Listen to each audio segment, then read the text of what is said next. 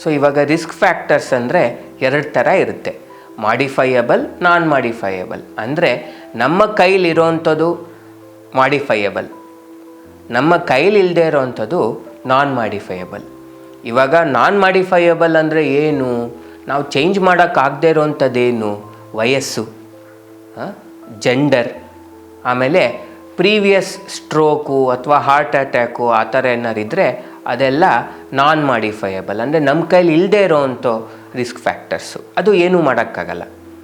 Modifiable ಅಂದರೆ ಏನು? ನಮ್ಮ ಕೈಲಿ ಇರೋವಂಥ ರಿಸ್ಕ್ ಫ್ಯಾಕ್ಟರ್ಸು ಅಂತಂದರೆ ಶುಗರ್ ಮೇಂಟೈನ್ ಮಾಡೋವಂಥದ್ದು, ಶುಗರ್ ಇರೋರಿಗೆ, ಬಿ ಪಿ ಇರೋರಿಗೆ ಬಿ ಪಿ ಆಪ್ಟಿಮಲ್ ಮೇಂಟೆನೆನ್ಸು, ಮತ್ತು ಸ್ಮೋಕಿಂಗ್ ಇರೋರು ಸ್ಮೋಕಿಂಗ್ ಬಿಡಬೇಕು, smoking is a risk factor, ಮತ್ತು drinking alcohol regularly is a risk factor, ಆಮೇಲೆ ಟೊಬ್ಯಾಕೋ ಚೂಯಿಂಗು, ಆಮೇಲೆ OSA ಅಂದರೆ ತುಂಬ ಗೊರಕೆ ಹೊಡೆಯೋರು, that is also one of the risk factors.